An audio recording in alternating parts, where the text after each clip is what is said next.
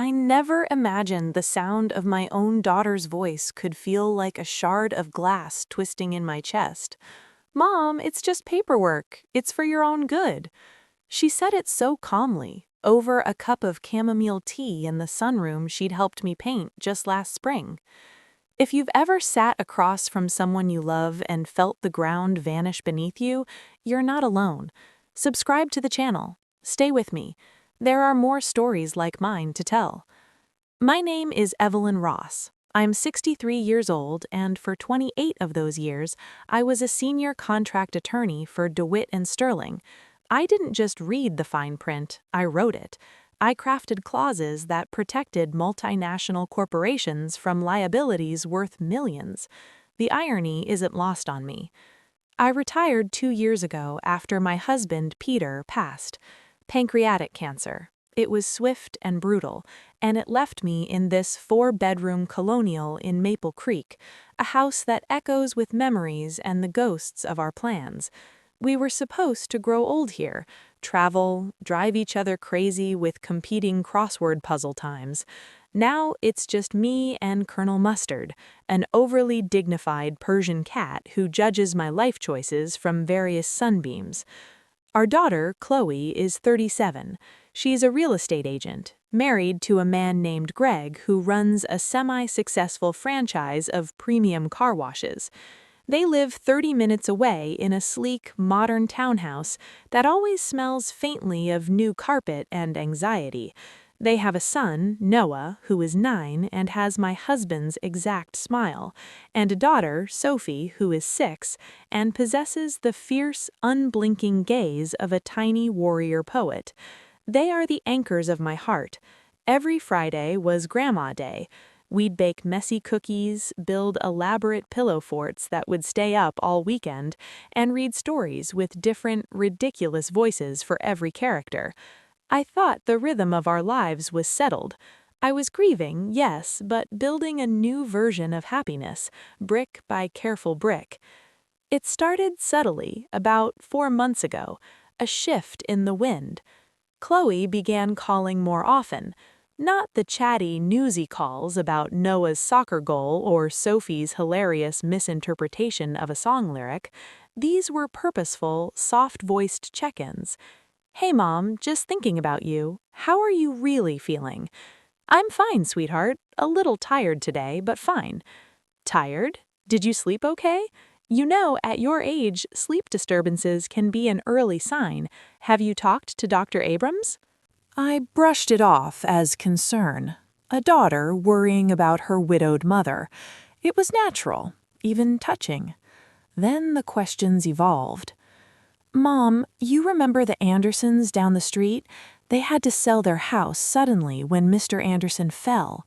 It was such a mess for the family. It's just, your house is so big, all those stairs. Doesn't it feel overwhelming sometimes? I'd look around my living room at the shelves Peter built, the fireplace where we'd roasted marshmallows on a whim one winter night, the faint stain on the rug from when Chloe, at 5, spilled an entire glass of grape juice. It's my home, Chloe. It holds me up. It doesn't overwhelm me. I just worry. We all do. We all do. The phrase began to punctuate our conversations. It was a tiny, sharp punctuation mark. Who was we? Greg? Her friends? A phantom chorus of concern I couldn't see. The Friday Grandma days started having new elements. Chloe would arrive, give me a tight hug, and her eyes would sweep the rooms, noting a dish in the sink, a pile of unopened mail on the sideboard. "Let me help you with that, Mom," she'd say, already sorting. Once, she quietly reorganized my medication cabinet, lining up my vitamins and my one prescription for blood pressure with military precision. "Just so it's less confusing," she said. The climax of this soft campaign came on a rainy Tuesday in October. Chloe showed up unannounced, a folder from a sleek, expensive-looking binder clutched in her hand. She'd brought pastries from my favorite bakery, a peace offering or a distraction. We sat in the sunroom, the rain pattering against the glass. Colonel Mustard watched from the windowsill. "Mom," she began, stirring her tea, "I've been losing sleep over you, truly. You're here all alone, and anything could happen. A fall, a stroke, a moment of confusion. Greg and I were talking, and we want to help. We need to get some practical things in place for our peace of mind as much as yours." My professional antennae, long dormant, gave a faint twitch. Practical things? Legal things, just standard paperwork, a power of attorney, so if you ever can't make decisions, someone you trust can step in, a healthcare directive. And she took a breath. Given the market right now, it might be a really smart financial move to put the house into a trust. It avoids probate, protects the asset. We could set it up with me as a co-trustee. It's just a formality. You'd still live here, of course. Nothing changes. I felt a cold trickle down my spine. It was the "of course" that did it.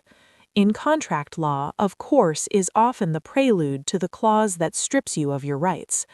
"Let me see," I said, my voice unnaturally calm. She handed me the folder. The documents were crisp, printed on heavy paper. I skimmed the first page of the power of attorney. It was a durable general POA, effective upon signing, not upon a doctor's declaration of incompetence, upon signing. It would give her immediate, total control over all my financial accounts, real estate, and personal property. The trust document was more complex. I saw the name of the trust, the Evelyn Ross Living Trust. Under trustees, it listed Evelyn Ross, initial trustee, and Chloe Elizabeth Dawson, successor trustee and co-trustee upon signing. The definitions section was a maze, but a key clause buried on page 7 stated, "The primary residence shall be held in trust for the benefit of the beneficiary, with full discretion for sale, lease, or transfer granted to the acting trustee upon a determination of necessity for the beneficiary's care." My own home, a primary residence, to be sold at the discretion of the acting trustee, my own daughter. I looked up. Chloe was watching me, a gentle, encouraging smile on her face. It was the smile she used to coax Noah to eat his vegetables. "This is very thorough," I said. "Greg knows a fantastic estate lawyer. He did all the work pro bono as a favor. It's all completely standard, Mom. Everyone does this." "I need to think about it, Chloe. This isn't a grocery list. It's my life." Her smile tightened at the edges. "What's to think about? It's about protection. I'm your daughter. Who else would you trust?" "It's a big decision. I'd like to have my own lawyer look it over." A flash of something, impatience, irritation, crossed her face. It was gone in an instant, replaced by wounded concern. "You don't trust me? After everything? Mom, I'm trying to help. You're being paranoid. This is exactly the kind of thing that makes me worry about your judgment lately." The hook was set. Paranoia, failing judgment. The narrative was being constructed right here in my sunroom. "I'm not being paranoid, I'm being prudent. You, of all people, should understand that. You bring me legal documents and expect me to sign them without independent review? What would your father say?" Her eyes hardened. "Dad isn't here anymore, that's the whole point. I am, and I'm telling you this needs to be done. For the family, for Noah and Sophie, we need to know their future is secure." She was using my grandchildren as leverage.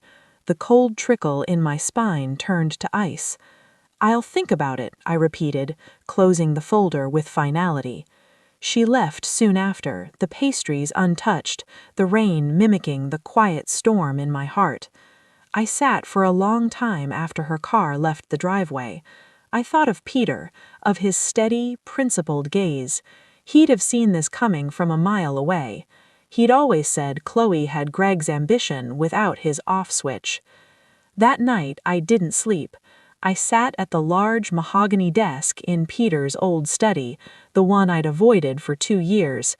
I turned on the green-shaded banker's lamp, its light pooling on the polished wood. I was not a weepy widow in that moment. I was Evelyn Ross, SQ. I had a problem to solve. The first call I made the next morning was not to a lawyer. It was to my old firm, DeWitt and Sterling. I asked for Martin Ford, the managing partner, a man whose career I'd midwifed when he was a nervous first-year associate. He took my call immediately. "Evelyn, to what do I owe the pleasure? Ready to come back and show these youngsters how it's done?" "In a manner of speaking, Martin, I need a forensic document review and a personal favor." I outlined the situation in crisp, professional terms. No tears, just facts. He listened, and I could hear the lawyer in him snap to attention. "Email me the scans. I'll have our best trusts and estates litigator look at it today. And Evelyn, I'm sorry." The analysis came back by 5 p.m. Martin's voice was grim. "It's predatory, Evelyn. The POA is excessively broad and immediately effective. The trust is a masterpiece of obfuscation.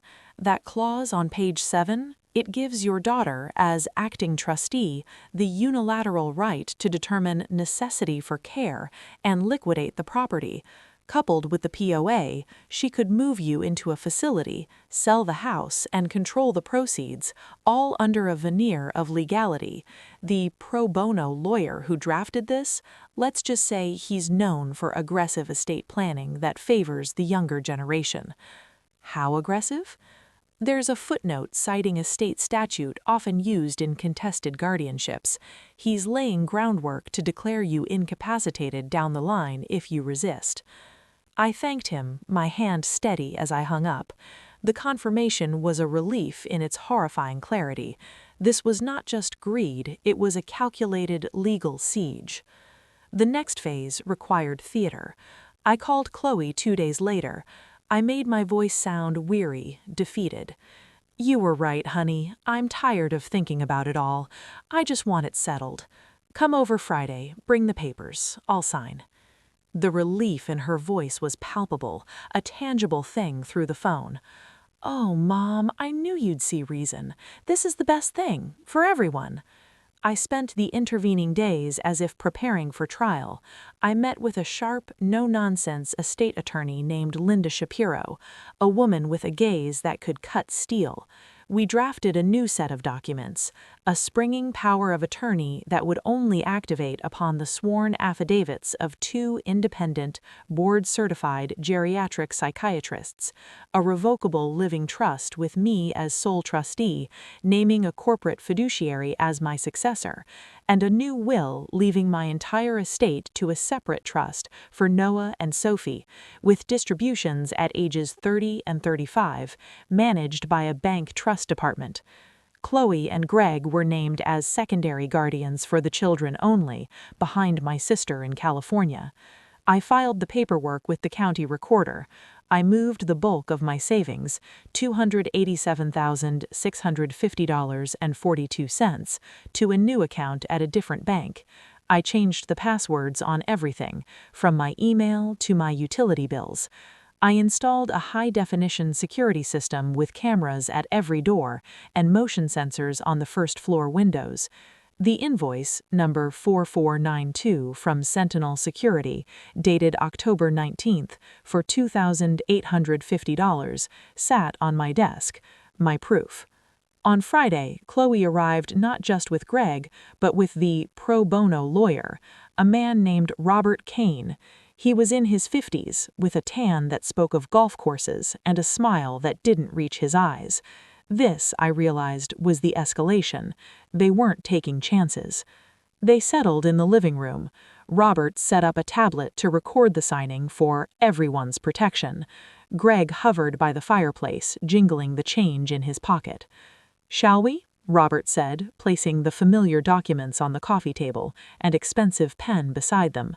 I picked up the pen, weighed it in my hand, then set it down. "Before we begin, I have a few questions, Mr. Kane." His smile tightened. "Of course, Mrs. Ross, though these are quite standard." Standard for whom? Let's start with Exhibit C, the trust. The clause on page 7, subsection B. Can you explain in plain English the conditions under which the acting trustee can sell the primary residence? It's a safeguard. If your care needs necessitate a move to a facility better suited to those needs, the asset can be liquidated to fund that care. And who determines the necessity? The acting trustee, in consultation with medical professionals. So my daughter could determine tomorrow that I need memory care, get a compliant doctor to agree, and sell my house out under me? Chloe made a pained sound. Mom, why would you even think that? Robert held up a placating hand. The clause is designed to protect you, Mrs. Ross, to ensure your resources are used for your benefit. My benefit defined by my daughter, who, under the concurrently signed power of attorney, would also control the proceeds from the sale. That seems like a conflict of interest, wouldn't you say? A violation of fiduciary duty, in fact. His eyes narrowed slightly. He was no longer looking at a confused old woman. He was looking at an adversary who had read the fine print. The law allows for family members to act in these capacities. It's common. Common doesn't mean equitable. My second question, why is this power of attorney effective immediately rather than springing upon disability? I am, as we sit here, perfectly competent. It's for convenience, to allow Chloe to help you manage bills, taxes. I've managed my own bills and taxes for 40 years. I don't need help. What I need is protection from having my assets managed without my consent. This document doesn't provide that protection. It removes it. The room was utterly still. Greg had stopped jingling his coins. Chloe stood up. This is ridiculous. Mom, you're being deliberately difficult. You promised. I promised to listen. I'm listening, and what I'm hearing and reading is a plan to legally disempower me. I turned to Robert Kane. You drafted these. You know exactly what they do. You're preying on the trust between a mother and daughter to facilitate a wealth transfer under the guise of care. It's ethically bankrupt. His face flushed. I take offense to that. My work is above reproach. Is it? Would you be willing to sign an affidavit stating that you fully explained the conflict of interest and the immediate surrender of rights to Mrs. Ross, and that you advised her to seek independent counsel? Because you didn't. Your client, I said, pointing at Chloe, told me it was standard and nothing to worry about. That's not informed consent. That's coercion. The word hung in the air. Coercion. Chloe's mask finally shattered. You are a selfish, suspicious old woman. We are drowning. Do you hear me? Drowning. Greg's franchise is failing. We're 6 months behind on the townhouse mortgage. Noah needs braces. Sophie's school tuition is due. And you sit in this museum hoarding God's money like a dragon on a pile of gold. We need help, and you're too obsessed with your independence to see it. There it was, the raw, screaming truth. It wasn't about my care, it was about their crisis. So you decided to just take it? My voice was quiet, terribly calm. Not ask, not come to me and say, Mom, we're in trouble. You decided to trick me into signing over my life? We shouldn't have to ask, Greg spoke for the first time, his voice tight. It's family money. It should flow down. You're not using it. What are you saving it for? To be the richest corpse in Maple Creek Cemetery? I looked at my son-in-law, at the entitled anger twisting his features. I looked at my daughter, her face streaked with furious tears, and I felt a profound, galactic sorrow. Get out, I said. You sign these papers, Mom, Chloe snarled, leaning over the coffee table. You sign them or you will never see Noah or Sophie again. I swear to God, you will die alone in this house and we will let you. It was the most memorable line, the one carved into my bone. You will die alone in this house and we will let you.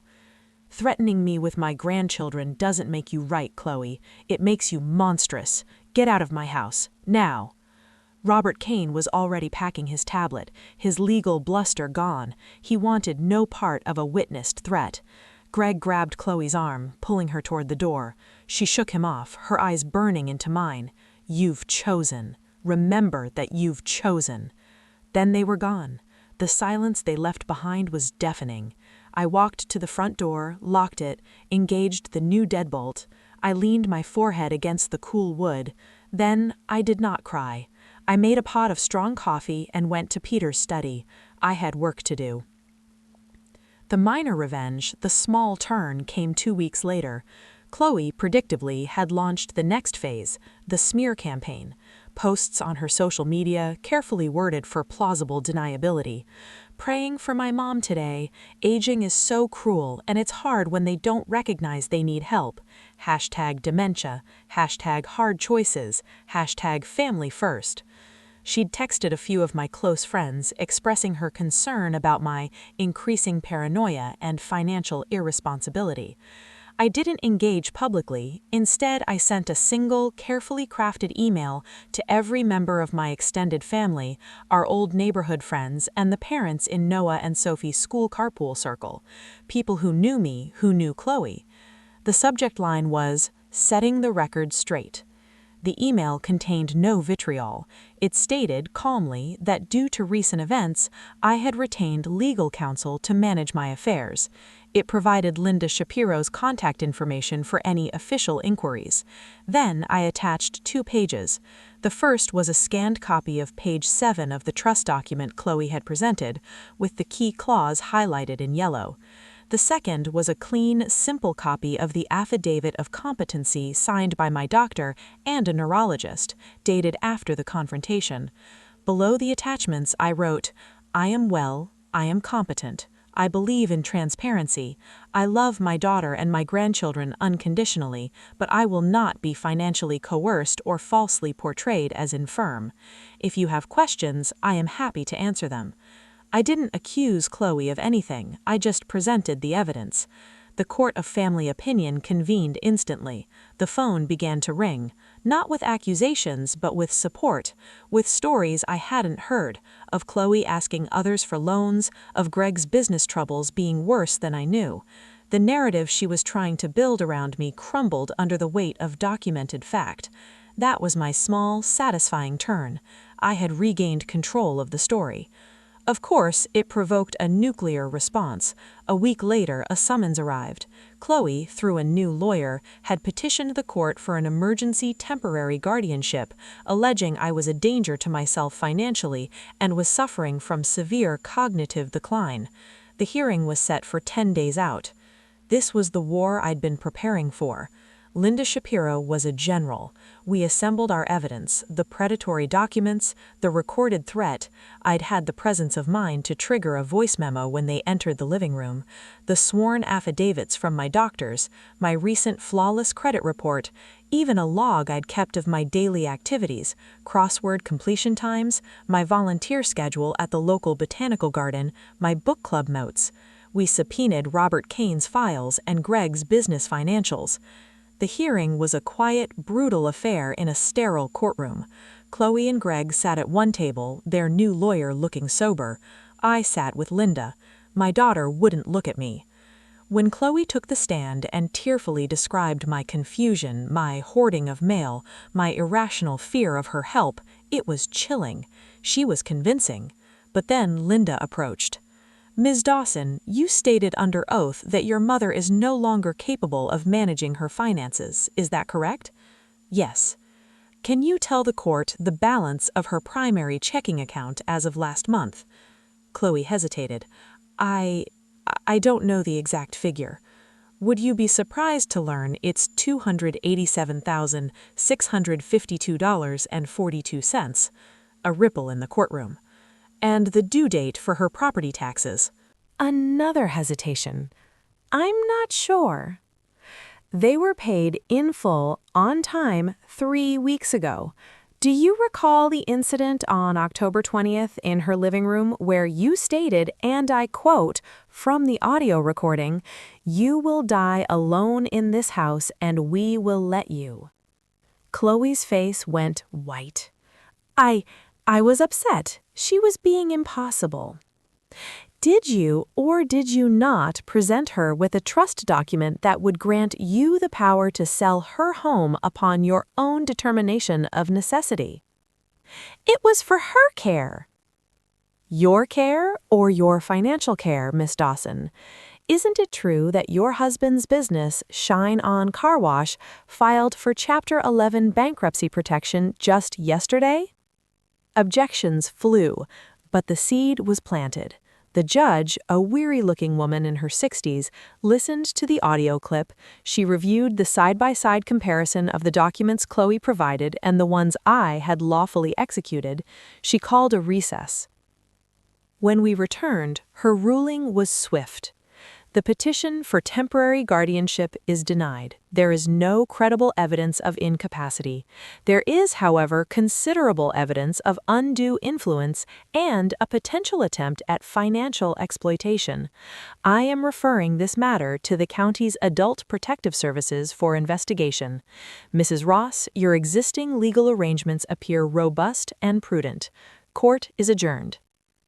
Chloe made a small, choked sound. As we walked out, she finally looked at me, her eyes pure, unadulterated hate. You've destroyed your family for a pile of money. I hope it keeps you warm. I didn't reply. There was nothing left to say. The APS investigation was a formality that cleared me completely. The fallout was absolute. Chloe made good on her threat. I have not seen or spoken to Noah or Sophie in 5 months. The silence is a physical ache, a room in my heart that is forever dark and cold. Birthdays, Christmas, the first day of school, all passed in a silence broken only by the cards and gifts I send, which are returned unopened, marked Return to Sender. But I am not the woman who sat trembling in the sunroom. I have taken the energy of that battle and poured it into building a new life. I didn't just protect my old one, I forged a new one. I now volunteer 3 days a week at the Maple Creek Senior Legal Aid Clinic. I use my skills to help others read their own fine print. Just last week, I helped a man named Arthur spot a reverse mortgage scam that would have cost him his home. The look of dawning understanding and saved despair in his eyes was my anchor. I've also finally taken that trip Peter and I always talked about. I went to Iceland. I stood on a black sand beach under a swirling green aurora, and I wept for what I'd lost. And I felt for the first time in years a sense of awe that was bigger than my grief. This morning, I sat in the sunroom with Colonel Mustard, the same space where Chloe presented her papers. The light was the same, but I was different. I was reading a letter from the legal clinic thanking me for my pro bono hours. On the desk was a framed photo of Peter and one of Noah and Sophie from 2 years ago, their faces smeared with my chocolate chip cookies. The house is quiet, but it is no longer an echo chamber of loss. It is filled with the quiet hum of my own purpose. I tend my garden. I'm learning Icelandic just for the fun of its impossible grammar. I have friends over for dinner, and we talk about books and politics and the absurdity of life, and we laugh loud enough to fill the spaces. I lost my daughter. I lost the daily, messy, glorious privilege of being a grandmother. That is a tragedy I will carry to my grave. But I did not lose myself. In fighting for my home, my money, my autonomy, I found a stronger, more resilient version of Evelyn Ross than I knew existed. Love shouldn't require the surrender of your sovereignty. Family shouldn't be a synonym for entitlement. And being a good mother doesn't mean you cease to be a person with boundaries. So here I am, 63, a former contract attorney who finally had to enforce the most important contract of all, the one with myself, to protect, to honor, to live. I read the fine print, and then I rewrote the whole damn contract. If this story resonates with you, if you've ever had to set a painful boundary to save yourself, tell me in the comments. You're not alone. And if you want to hear more stories of quiet strength and hard-won peace, subscribe to the channel. Stay for the next one. I'll be here.